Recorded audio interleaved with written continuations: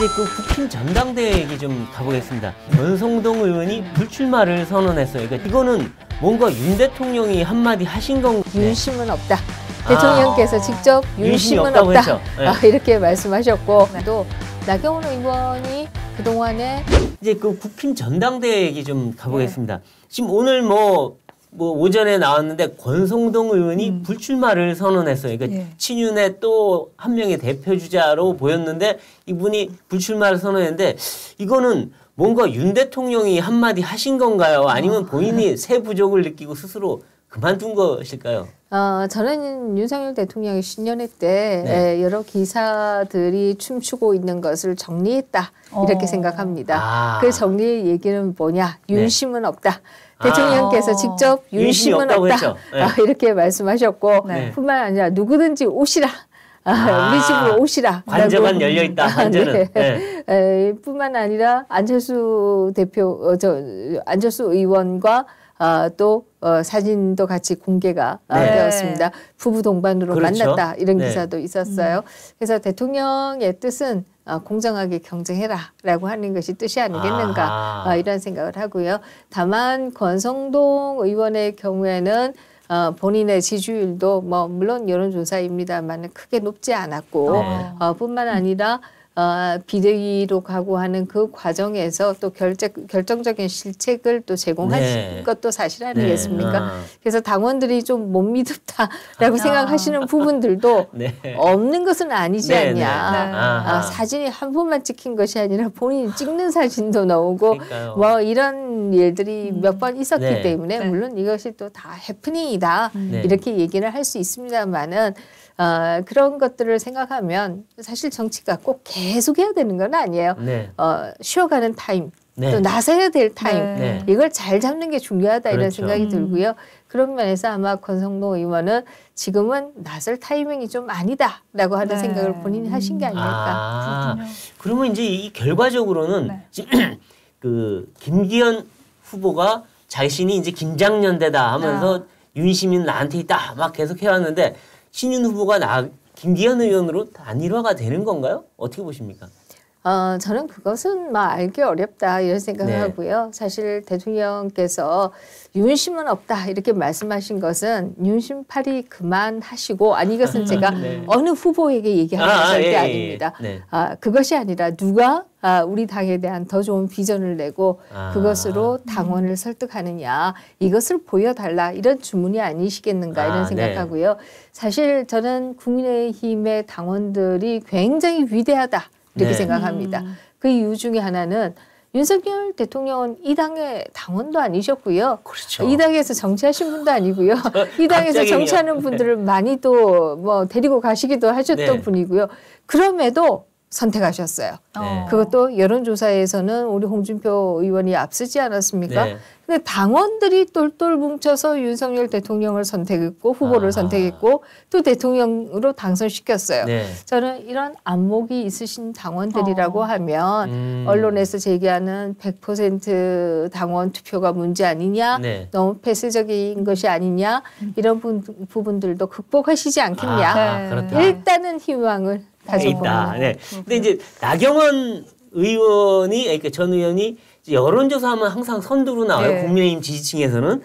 그런데 이분이 이제 나올 거냐 말 거냐 이거 갖고 이제 말이 많은데 본인은 아직 결정하지 않았다. 윤 대통령과 얘기해 보겠다. 왜 윤 대통령이 얘기하냐면 장관급 자리에 있기 때문에 그렇죠? 그러니까 저출산 부위원장의 기후변화 대사이기 때문인데 어떨까요? 이분은 나오실까요? 어떻게 전망하십니까? 글쎄요, 제가 어저께도 뵀는데요. 잘 모르겠더라고요. 모르시겠어요? 잘 모르겠고요. 이제 맞는 말씀이죠. 임명직을 받았기 때문에 그만두려고 하셔도 상의를 해야 되는 것은 사실이 아니겠는가. 이런 의미에서 하시는 말씀이 아니겠나 하는 생각이 들고요.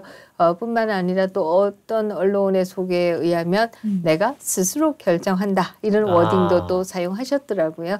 그래서 사실 출마할 것이냐 말 것이냐는 다 본인이 결정하는 것이다 이런 생각을 하게 되고요.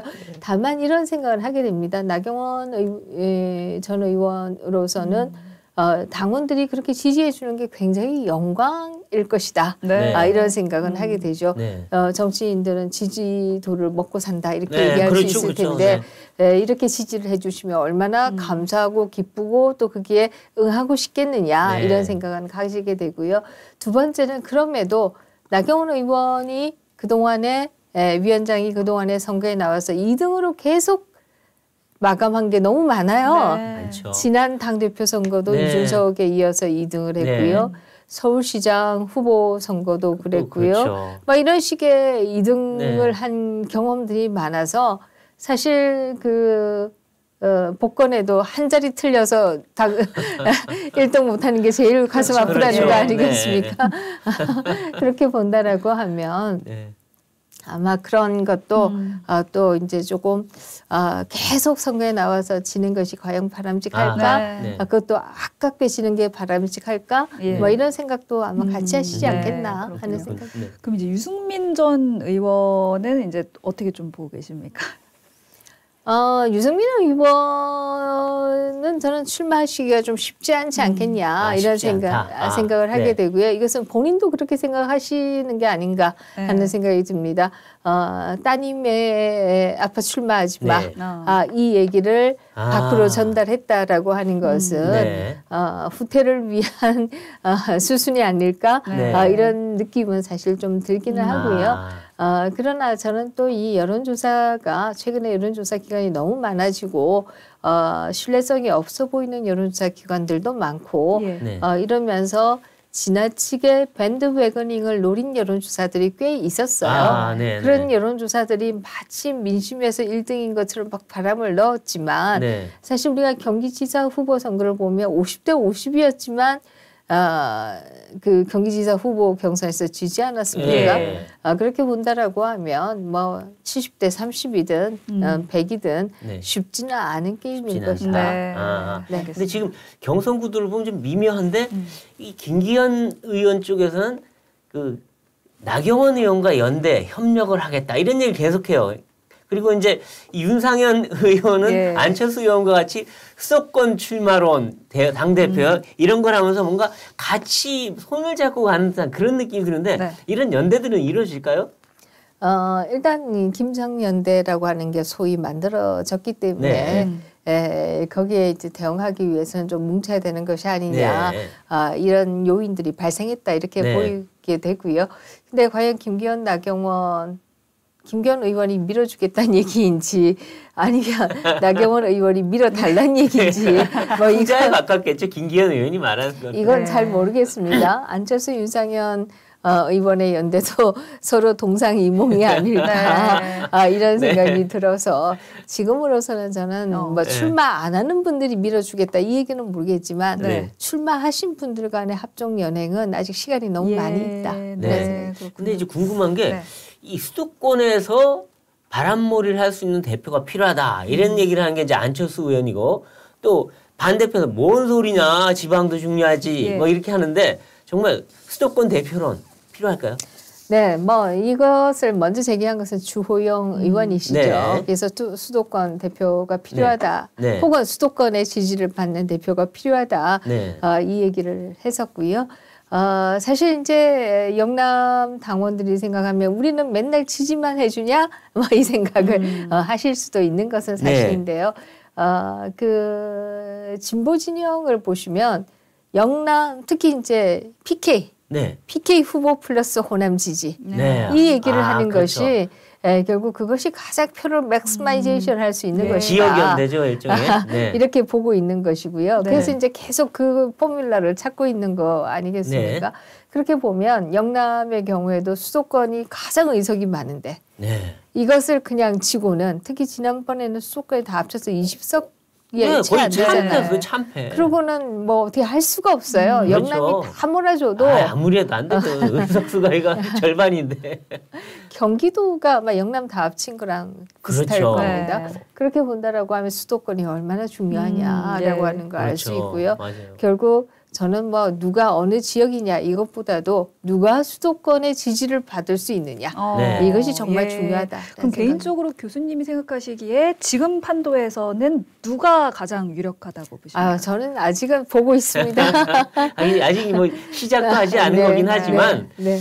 그래도 가끔 이런 생각이 들어요. 그러니까 당에 이 영남에 영남 당원이 제일 많지 않습니까? 근데 예전보다는 좀 줄었어요. 예전에는 뭐 50%가 넘는다 그랬는데 지금은 40%대로 줄고 수도권이 37%인가로 많이 따라잡았어요. 네. 거의 많이 따라잡았는데 그럼에도 불구하고 영남의 지지를 받는 사람이 될 거냐 아니면 수도권에 기반인 사람이 될 거냐 예. 어느 쪽이라고 보십니까? 저는 영남 당원들도 전략 투표를 할 수 있다. 그래서 그걸 쉽게 영남의 지지를 받느냐 수도권의 지지를 받느냐 이렇게 양분하기 쉽지 않을 수도 있다 이런 생각합니다. 선거 애기 후보로 오히려 찾을 수도 있다. 네, 그렇습니다. 사실 우리가 이준석 대표가 당 대표 될 때를 그때 생각해 그거였어요. 보면 맞아요. 왜 젊은 당 대표를 찾았는가? 네. 결국 젊은 표를 견인하지 않고는 이길 수 없다. 네. 이런 생각들이 있었기 때문에 이준석 대표에게 표를 많이 준 것이었다. 그렇죠. 물론 그 기대에 다 부응했느냐 이렇게 묻는다라고 하면 그래도 역할을 한 건 맞아요. 이준석이 했다기보다 그 바람이라는 게 분명히 있었어요. 어떻게 보면 저는 그렇게까지 젊은 당대표를 해서라도 승리하겠다라고 그렇죠. 하는 그 당원들의 기도, 그렇죠. 기원, 네. 뭐 진심 저는 이런 것이 통하지 않았을까 이런 생각이 들고요. 네. 아마 지금도 유사한 생각을 하시지 않을까 이런 생각합니다. 윤석열 대통령도 총선에서 치면 뭐라고 표현하셨죠? 식물 대통령. 네, 식물 대통령 이런 표현을 하셨죠. 그렇죠. 뭐 하고자 했던 노동개혁, 연금개혁, 교육개혁은 뭐 말할 것도 없고 국정을 제대로 펴나갈 수도 없을 거예요. 아마 총선에 지면은 지금 이 거대 여당 169석의 거대 야당이 하고 있는 행태를 보고 있으면 아마 하나하나 다 발목 잡을 것 같아요. 네, 그렇습니다. 정부 조직조차도 지금 통과를 안 시켜주는 그렇죠. 이런 상황에 있기 때문에 그만큼 총선이 중요하고 결국 이것은 저는 대통령이나 대통령실은 중립을 지키는 것이 중요하다 이런 생각을 하고요. 네.